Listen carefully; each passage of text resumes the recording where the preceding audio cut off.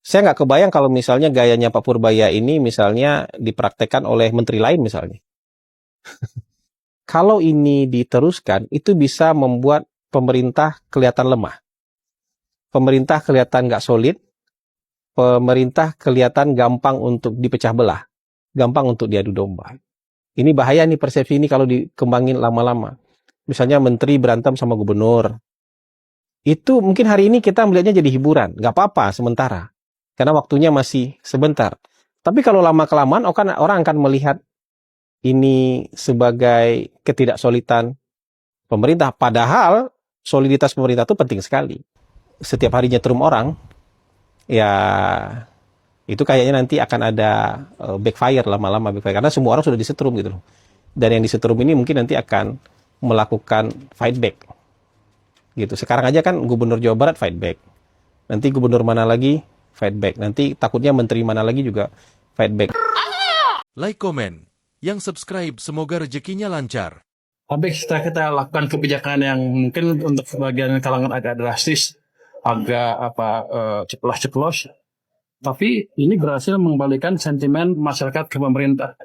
Justru ini levelnya sekarang udah level sama dengan ini. Jadi sudah stabil lagi.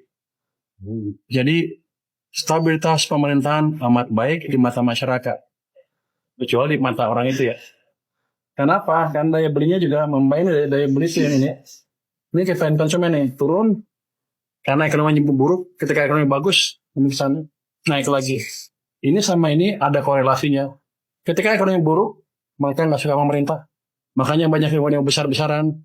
Tapi ketika mulai balik, mereka juga senang ke pemerintah. Jadi sepertinya saya cowboy. Tapi yang saya lakukan adalah mengembalikan kekayaan masyarakat pemerintah. Itu juga atas pemerintah Bapak Presiden. Jadi saya nggak berani gerak sendiri. Yang dianggap saya cowboy, saya nyapa panjangan tangan dari Bapak Presiden, kira-kira begitu. Dengan versi yang lebih halus malah. Orang bilang berhenti kayak gini nggak akan lama, karena musuhnya akan banyak dan akan diserang dari berbagai macam sisi. Gimana Bang lihat? Itu sangat tergantung pemimpinnya. Sama halnya pada saat Jokowi pertama, makanya dipecat semua yang berbeda. Anies Baswedan, Sudirman Said, Rizal Ramli, Jonan. Nah, sangat tergantung pemimpinnya. Tapi kalau pemimpinnya saya melihat Prabowo, kelihatannya yang langgeng Purbaya. Karena kunciannya Prabowo ya. Kunciannya Pak Prabowo justru. Nah, lagian sekarang, rakyat itu dibalik dengan ketegasan Pak Prabowo Purbaya, rakyat dibalik mereka loh. Nah, iya kan? Nah, terus elit-elit lain mau melawan rakyat. Hasan Nasbi kritisi gaya komunikasi Pak Purbaya. Ya boleh, silahkan kritik boleh. Tapi kan itu bukan tugas Anda. Tugas Anda udah habis soal komunikasi. Kemarin dikasih kesempatan sebagai kepala komunikasi presiden. Tuh silahkan tuh ngomong komunikasi deh. Tapi kan apa? Jelek kerja Anda kan. Bikin heboh masyarakat. Masyarakat nggak suka, disuruh mundur kan. Ya itu bukti Anda nggak kompeten di situ. Sekarang jadi komisaris Pertamina, masih juga ngurusin komunikasi orang lagi dikritisi. Lagian kritikannya juga aneh. Ingat ucapan ahli ya, kata Dr. Andes Insinyur Joko Widodo, Sarjana Kehutanan. Nggak ada visi misi menteri, yang ada visi misi presiden. Berarti kalau Pak Purbaya gayanya koboi dan nggak ada komplain dari Pak Prabowo, berarti Pak Prabowo yang nyuruh gitu, simpel aja. Aduh, nggak usah bikin pusing ya, nggak usah bikin gaduh terus. Bahkan Anda ngetik pun di X itu kemarin, itu juga bikin gaduh. Anda ini di mana-mana bikin gaduh terus ya. Hasan Nasbi sentil Purbaya, berhenti kritik pejabat lain, sampaikanlah di ruang tertutup. Harusnya lu yang nggak usah kritik Pak Baya. Dia mau kerja juga bener. Pejabat lain dikritik karena pakai APBN. Lu yang jangan banyak bacot. Urusin no Pertamina no, motor gue merebet gara-gara pakai Pertamina mulu. Semenjakan pom bensin swasta kagak ada, dia. Pak Baya kritik juga karena emang tugasnya dia. Karena nih pejabat lain dapat kucuran dana APBN. Yang ngelola APBN siapa? Pak Baya. APBN duit rakyat, dia bertanggung jawab atas itu. Harusnya lu yang jangan banyak bacot. Urusin no Pertamina. Jangan takut Pak Baya. Ontong didengerin. Bau mulutnya habis makan jengkol. Urusin di kerjaan lu no Pertamina no. Motor gue jadi berebet mulu sekarang. Gara-gara pakai Pertamina, SPBU swasta dikosongin mulu. Lu kerja juga belum becus lu.